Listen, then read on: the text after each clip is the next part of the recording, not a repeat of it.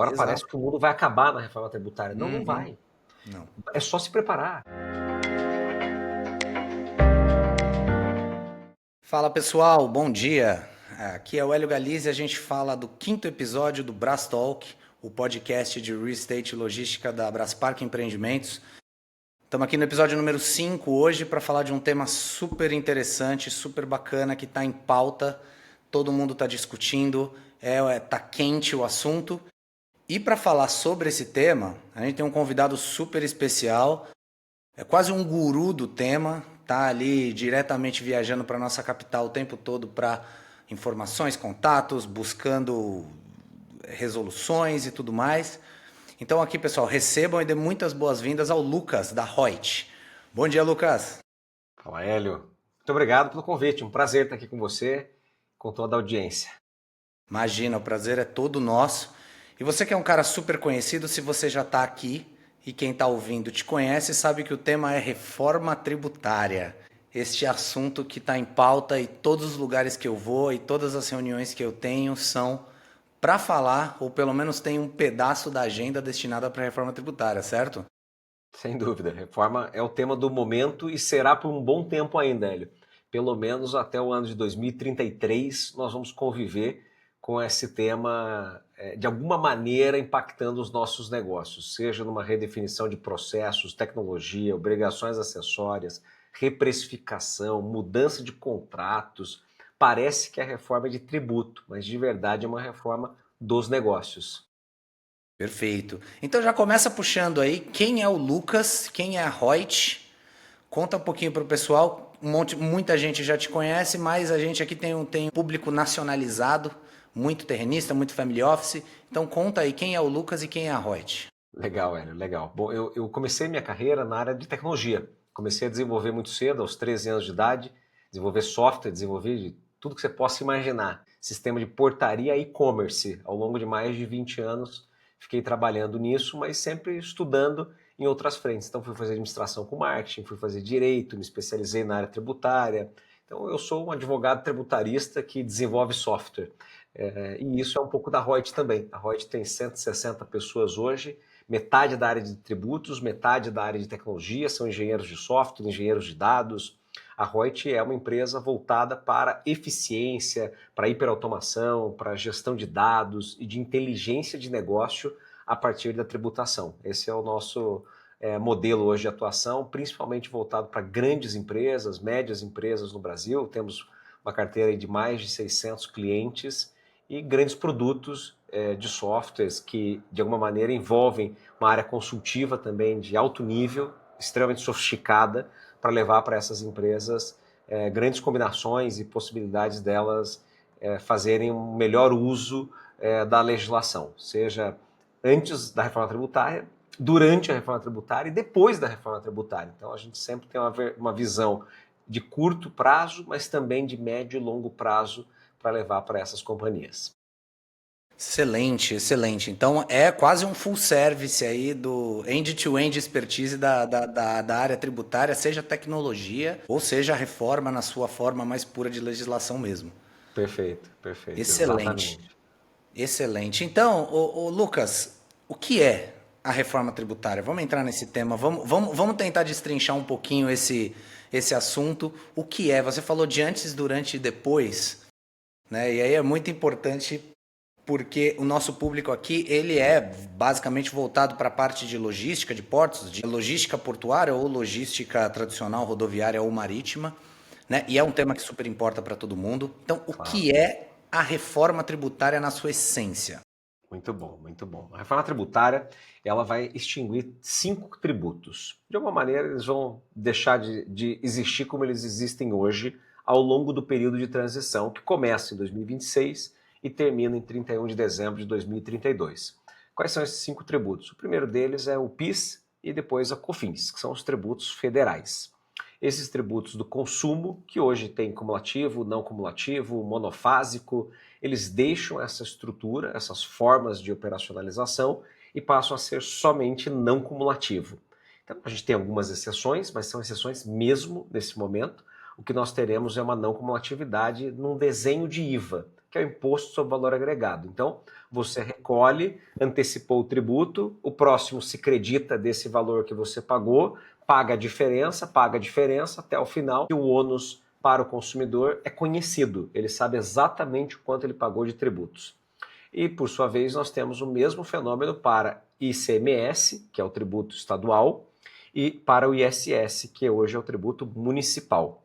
E ICMS, por exemplo, nós temos de 27 unidades federativas, 27 regulamentos de ICMS, cada um com uma média de 1.800 a 2.000 páginas. É uma loucura, não teremos mais. Lá em 2033, nós já não teremos mais ICMS e ISS, só teremos o IBS, Imposto sobre Bens e Serviços. E a CBS é que substitui o PIS e a COFINS. Juntos, eles são chamados de IVA dual, Imposto sobre Valor Agregado duplo. Né? Um é da União e o outro é compartilhado entre estados e municípios. Isto gera de verdade uma extrema simplificação, mas é lá em 2032.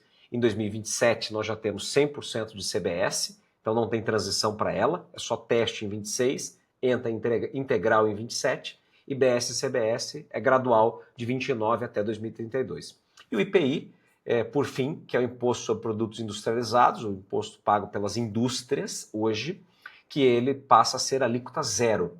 E nesse modelo nós teremos alguns produtos, cerca de 300 itens mais ou menos, que são fabricados hoje na Zona Franca de Manaus, que vão continuar tributando o IPI, com a alíquota de hoje, no momento em que nós tivemos lá em 2027 essa produção de um similar na Zona Franca de Manaus para manter a sua competitividade. Então, ele ficou como exceção o IPI e temos a criação do imposto seletivo, que é o imposto do pecado. Né? Esse vale para as bebidas alcoólicas, cigarros, veículos, bens minerais, então vários itens que têm o objetivo de desestimular o consumo porque eles fazem mal à saúde ou ao meio ambiente, é que passam a ser tributados desta forma. O que aqui para o setor que nós estamos falando, Hélio, faz sentido? É nós lembrarmos que muitas dessas nossas atividades hoje, seja de locação, de incorporação, de compra e venda, muitas dessas atividades hoje não têm documento fiscal, vão passar a ter. Todas as operações vão ter documento fiscal, em razão da apuração assistida. Quem vai apurar o tributo é o fisco, não é mais a empresa, não é mais o contador da empresa. Nós vamos ter que casar as operações financeiras com as operações fiscais. Você não vai mais poder fazer um pagamento no banco sem indicar a chave do documento fiscal. Isso é um peso gigantesco operacional para essas empresas, para todas as empresas. Nós não vamos mais ter o benefício do lucro presumido de tributar sobre a receita bruta. Nós vamos ter que registrar, escriturar todas as compras. Tudo vai ter que ser com documento fiscal. Então a sonegação fiscal vai cair brutalmente, vamos ter documentos fiscais para tudo, vamos mudar a nossa dinâmica de pagamentos e, por consequência, vamos tributar mais. IBS e CBS passam a incidir sobre todas essas operações, mesmo que hoje elas não tenham ICMS e nem ISS. Perfeito, perfeito. E agora a gente meio que começa a ter que olhar, né? Principalmente aqui no setor imobiliário, você começa a ter que olhar toda a cadeia produtiva do começo ao fim, Perfeito. né? Que é um grande desafio que está todo mundo tentando entender como é que vai fazer. E aí, tendo essa visão holística, quais são as etapas evolutivas até 2033? A gente sabe que em 2026 a gente entra no período transitório, né? De 2026 a 2033, até você ter ali 2033 você ter a finalização do período de transição, onde a gente espera, né? Aqui é Brasil, mas a gente espera que esteja tudo, essa transição tenha acabado e a gente de fato tenha o imposto sendo tributado ali direto, tanto no consumo, mas diretamente discricionário, tudo dentro da nota fiscal. Mas quais são as fases transitórias desse processo para que a gente consiga entender, pelo menos ali de biênio em biênio, o que vai acontecendo até 2033? 2026, que é o nosso próximo ano agora, ele tem uma série de obrigações acessórias. Então ele é chamado do ano de teste, mas esse teste ele é para o fisco. Para nós, para as empresas, nós temos que mexer em parâmetros dos nossos RPs, nós temos que colocar lá CST, Seclastrib, NBS, são codificações que hoje não existem. Hoje você não tem esse mapa dentro do teu sistema para poder emitir documentos fiscais que muitos você nem emite. Você está emitindo um contrato, está emitindo uma fatura, está emitindo ali um outro documento não fiscal que agora precisa ser fiscal. Então esse é um impacto operacional relevante.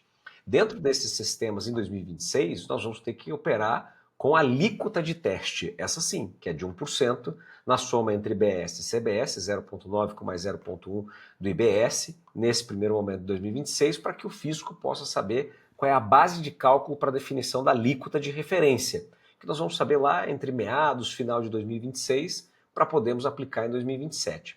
2027, nós já não temos mais o teste da CBS, já é real, oficial, emissão de nota de tudo, contabilização, escrituração, pagamento vinculado, todas as codificações, parâmetros. Então, o ano de 2026 é um ano de muita preparação. Tem que executar muito, tem que trabalhar muito mesmo para deixar tudo pronto para funcionar bem em 2027. Quem não fizer isso vai pagar multas, vai ter uma série de impeditivos de operacionalização, seja porque não conseguiu receber mercadoria, não conseguiu faturar, não conseguiu mandar para o seu cliente, não conseguiu receber os pagamentos porque estão bloqueados no banco em razão disso, ou tributou a mais porque não tinha vinculação com o documento fiscal, não apurou o crédito. Então, todas essas complexidades, elas se dão no ano de 2027, o ano de 2026 ele é preparatório.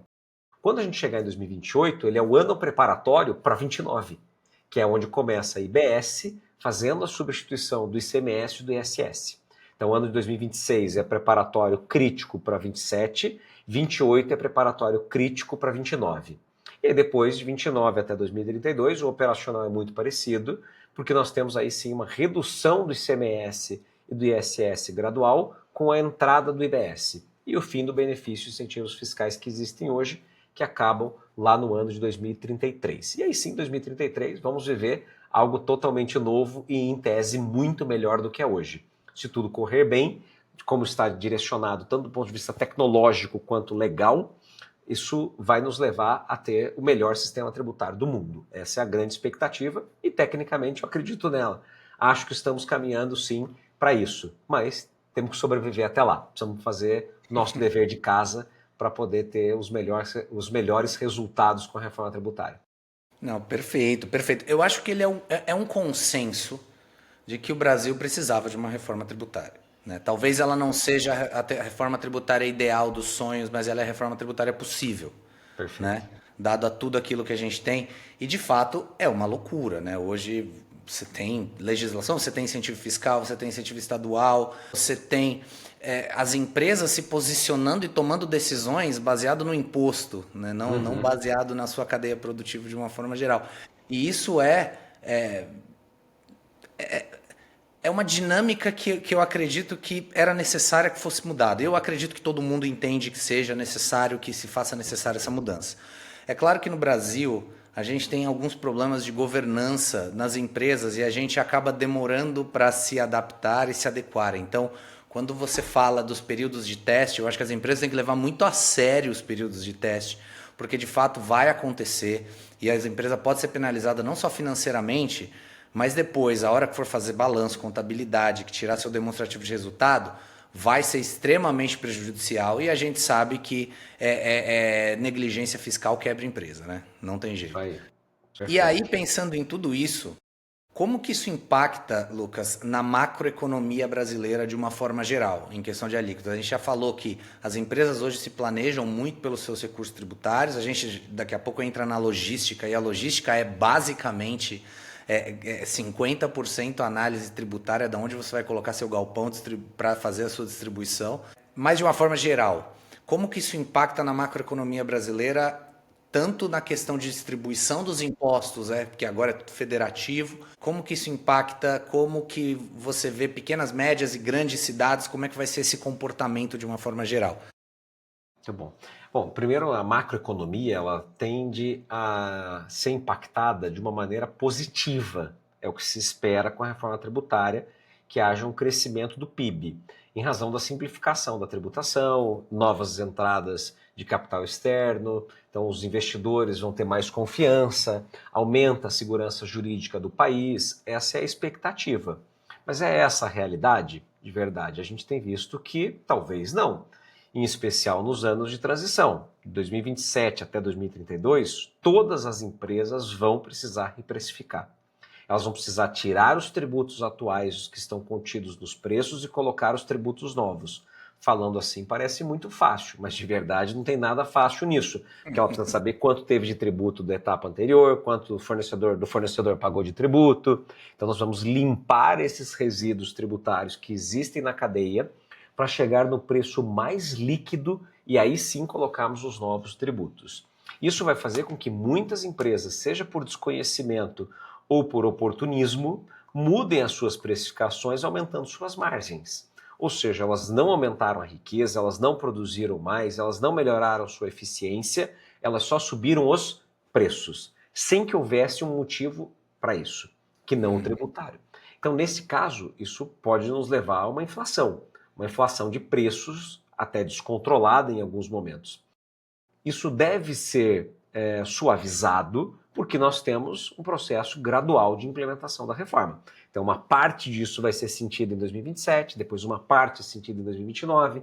O mercado tende a se reorganizar naturalmente, né? Porque se você subir muito o preço achando que você vai ganhar mais dinheiro, o teu cliente não compra, porque ele não ganhou mais dinheiro. Então, ele vai comprar outra coisa, ou ele não vai comprar, simplesmente. Aí isso há uma correção de preços para baixo.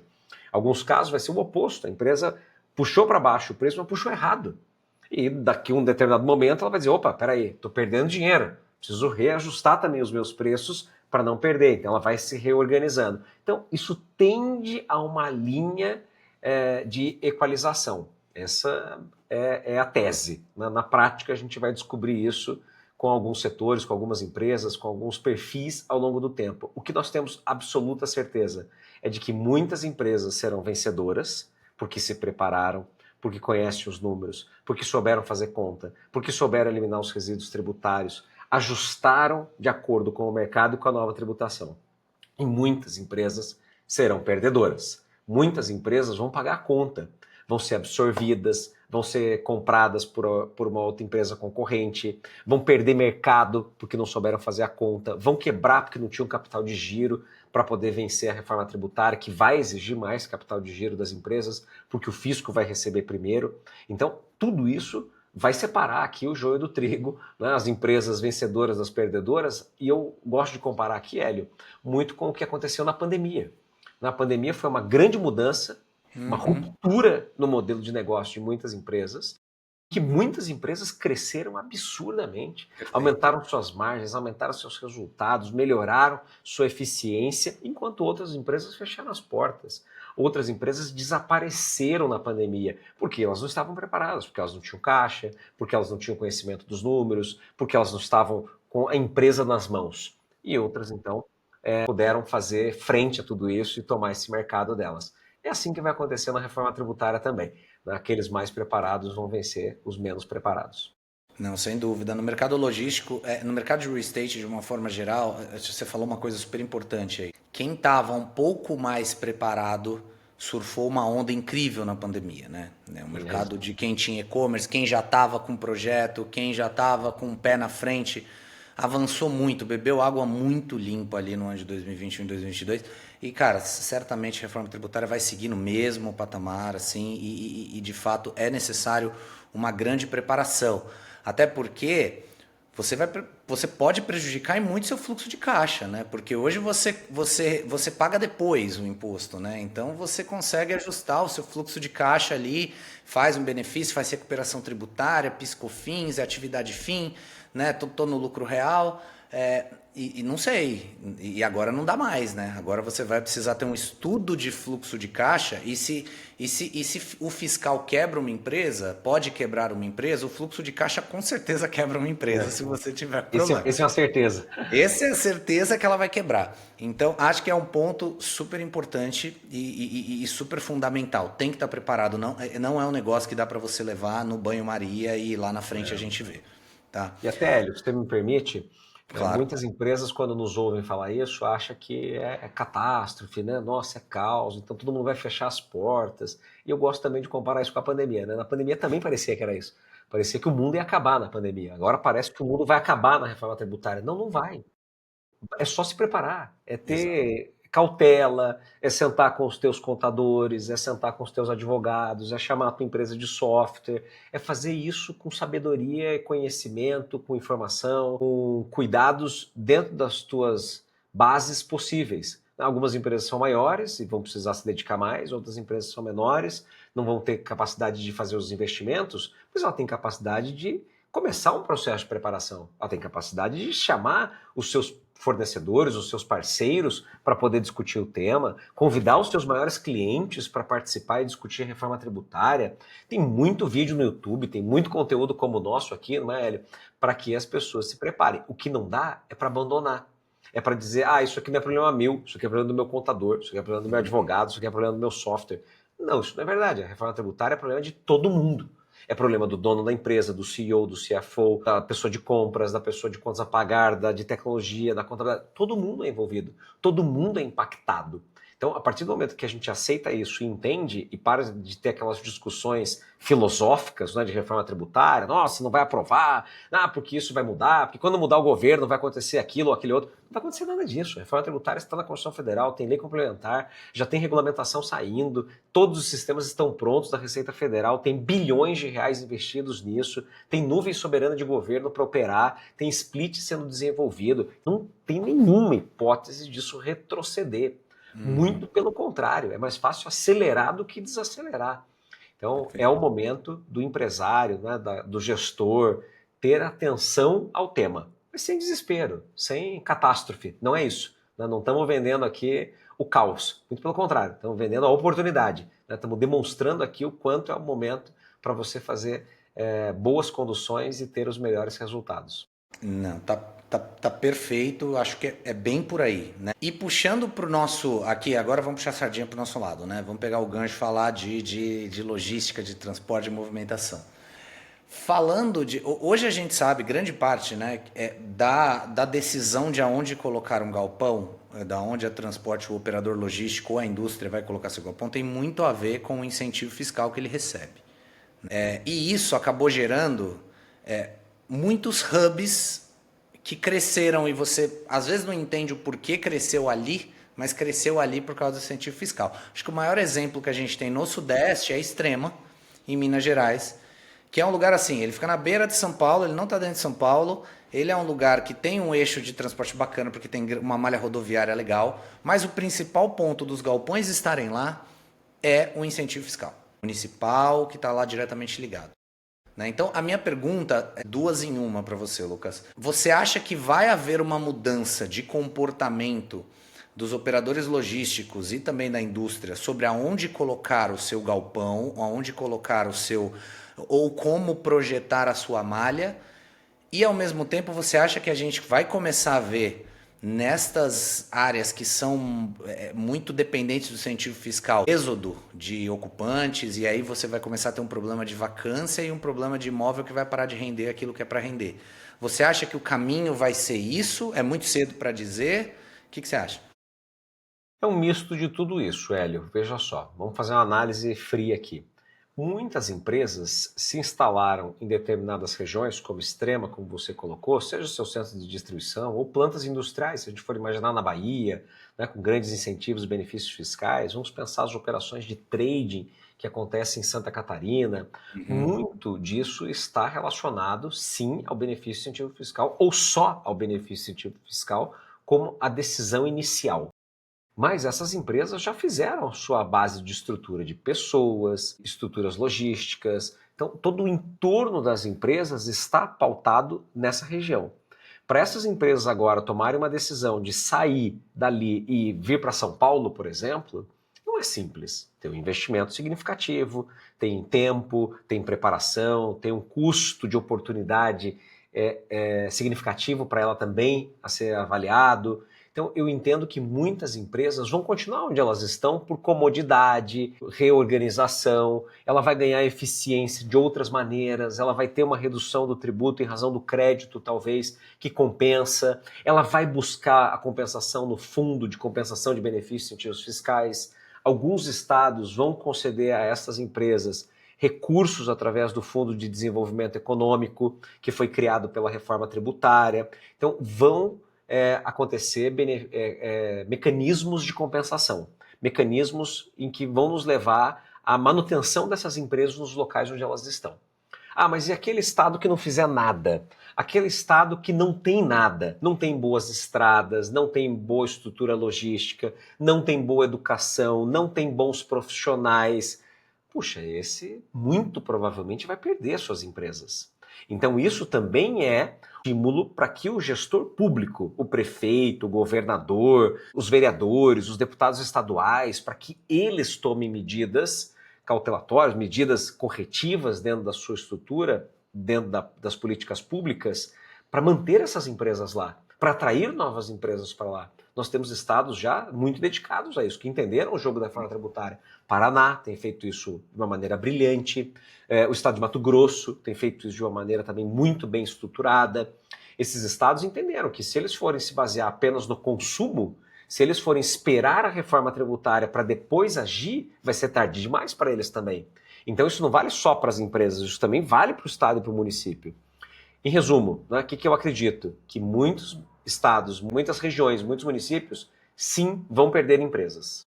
Mas vão perder empresa não só por conta do benefício incentivo fiscal lá em 2033, que se encerra. Eles vão perder até antes, porque não são bons estados, porque não são boas regiões logísticas, não são boas regiões em segurança pública, por exemplo, elas não estão preparadas numa melhor infraestrutura como São Paulo, por exemplo, está. Né? E aí, claro, essas empresas então vão migrar para São Paulo porque é aqui que está o consumidor, é aqui que está uma parcela de clientes. A eficiência logística se dá aqui, mas tem outros custos envolvidos. O aluguel é muito mais caro, o custo de gente é muito maior do que ter as pessoas alocadas em outras regiões. Então não tem 100% para um lado e nem 100% para o outro. A certeza que nós temos é o mercado vai se movimentar. E isto traz uma série de oportunidades, isso traz uma série de possibilidades para que essas empresas façam novos estudos, para que usem os benefícios e incentivos fiscais, Hélio, melhores até 2032. Porque o benefício incentivo fiscal acaba de semestre em 2033. Ele começa a sua redução em 2029. Então nós estamos vendo muitas empresas nesse momento fazendo boas negociações com outros estados, fazendo acordos para aprimorar o seu benefício incentivo fiscal de hoje. Porque até 2032 é muito dinheiro. Tem muito tempo até lá para absorver o melhor dessas combinações entre os estados e entre os municípios em potencial. E lá em 2033, aí sim, né, aquele estado, aquele município que não conseguiu se desenvolver, que não conseguiu aprimorar suas políticas internas, que não conseguiu fazer uma boa dinâmica de gestão dos recursos do fundo, vai perder empresa, vai perder, não tem milagre. Essas empresas vão mudar para as melhores regiões logísticas, porque a logística, a eficiência será superior, será determinante em relação ao que nós temos hoje, que é o tributo. E o modelo de comportamento do consumidor não vai voltar atrás, né? O e-commerce ele é uma coisa que ele veio para acontecer, veio para ficar em definitivo, né? E ele vai ditar grande parte da nossa economia. Cada vez ele vai ser mais significante, né? A gente vê grandes players aí, Mercado Livre, Amazon, Shopee, esses daí não dá nem para falar, estão tomando área assim, loucamente. Esse daí ele precisa, então ele faz uma análise tributária, mas a análise de consumo é tão grande que acaba se sobrepondo. Mas o operador logístico, ele vai olhar isso na ponta do lápis, o menor, o médio, ele vai olhar, o cara que trabalha no centavo do frete, vai olhar, não tem como, né? Então, pelo que você está me dizendo, me parece que há na reforma tributária uma grande oportunidade da gente passar a limpo as nossas políticas públicas também, de investimento, de crescimento educacional, saúde pública, empregabilidade, para que você atraia talentos. Então, é uma verdade que os grandes hubs vão crescer, São Paulo e tudo mais, né? Grande Belo Horizonte, que tem um consumo significativo, mas pelo que você está me dizendo, é uma bela oportunidade para o nosso... tanto para o nosso legislativo quanto para o nosso executivo, e seja em esfera federal e seja em esfera municipal, de começar a passar limpo e utilizar parte do que eles têm no momento para garantir essa retenção, né? Se não total, mitigar essa redução que pode vir a haver. Perfeito, exatamente isso, Hélio. Isso já começou a acontecer. Né? Muitos estados já estão fazendo essa movimentação, porque entenderam que a reforma tributária muda a sua dinâmica arrecadatória. Então, se ele não tiver consumo no estado, não tiver consumo no município, ele não vai receber um dinheiro significativo disso. Claro que é uma longa transição para os estados e municípios. Isso, para nós, empresas privadas, a reforma tributária termina em 2033, né, 31 de dezembro de 2032, ou começa em 33 de verdade. Agora, para os municípios, ela termina em 2077. Então, assim, é muito longa a transição, tem o seguro-receita, tem a receita de referência para definir o quanto ele vai gerar da arrecadação dele, que ele vai comer do bolo total. Então, tem muita coisa para o Estado e para o município sobreviver ao longo da transição. Mas quando o contribuinte, quando as empresas olharem e disserem, opa, pera um pouquinho aí, entre eu estar em Recife, operando aqui o meu centro de distribuição, entre eu estar em Extrema, em Santa Catarina, sendo que 90% do meu cliente compra em São Paulo, opa, talvez faça muito mais sentido eu trazer para São Paulo, para Belo Horizonte, para o Rio de Janeiro, enfim, para onde eu estiver com o meu mercado consumidor, maior concentração, porque é lá onde vai se dar a tributação, que é a tributação no destino. Né? Para quem não sabe ainda, então hoje nós tributamos majoritariamente na origem, vamos passar a tributar no destino. Então se você estiver em São Paulo, no Rio, em Recife, não faz diferença nenhuma, porque o que nos define a alíquota é o local do consumidor, é quem compra. Por isso que o e-commerce é tão impactado positivamente, na minha visão.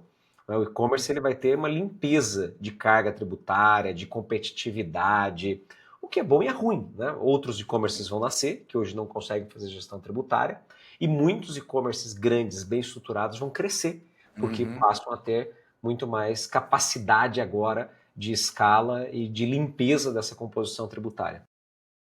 E você vai ter um boom, que aí tem o outro lado, né? Aí também tem a oferta que vai ter de terrenos, né? É São Paulo, raio 30, acabou, 100% quase vacância mínima. Raio 60 já está começando a ser super tomado. Grande Belo Horizonte, Betim, Contagem, Ribeirão das Neves também já foi. E vai acabar, né? Então, aquilo que você falou sobre se preparar e aquilo que impacta. Não, impacta o meu contador direto. Não, cara, não impacta só seu contador direto, porque você pode querer estar em São Paulo, um monte de gente vai querer estar em São Paulo, mas o terreno vai custar R$ 2.000 o metro quadrado daqui a pouco, entendeu? E vale a pena estar em São Paulo? Né? Vale a pena estar? Que é justamente o que me leva para a próxima pergunta. Hoje, na importação, né, o navio ele atraca e você tem, geralmente, é uma logística direta. Sai do navio, vai direto para o hub, do hub geralmente sai para o consumidor final. Com isso, né, a questão do preço, e aí você tocou várias vezes num ponto que as pessoas não estão falando muito, que é precificação.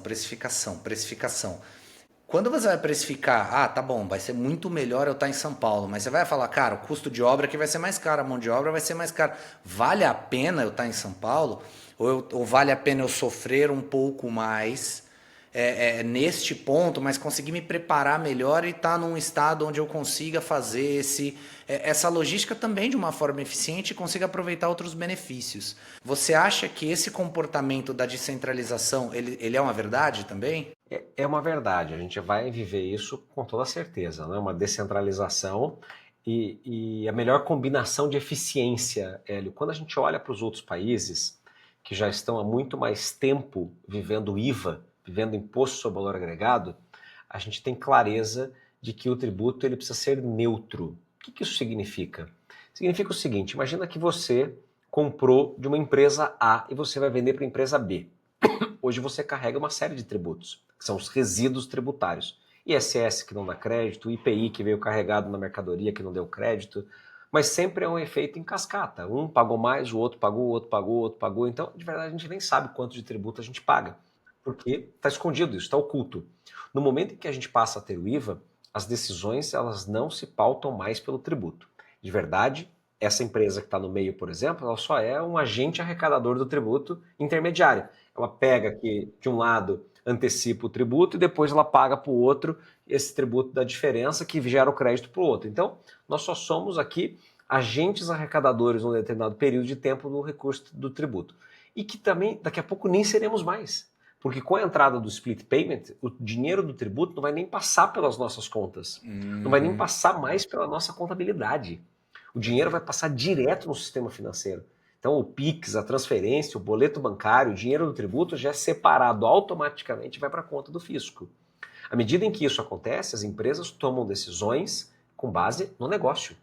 Onde é mais eficiente, onde eu tenho as melhores pessoas, onde eu tenho o menor custo de armazenagem, onde eu tenho o menor custo de profissionais, onde eu tenho o menor custo de energia elétrica, onde que eu tenho o menor custo de combustível, onde que eu tenho o menor custo de moradia. Tudo isso vai ser levado em consideração que hoje a gente nem consegue olhar. Porque às vezes o tributo ele é tão impactante que todas essas outras questões elas são irrelevantes. São irrelevantes hoje para a tomada de decisão. Agora vai inverter.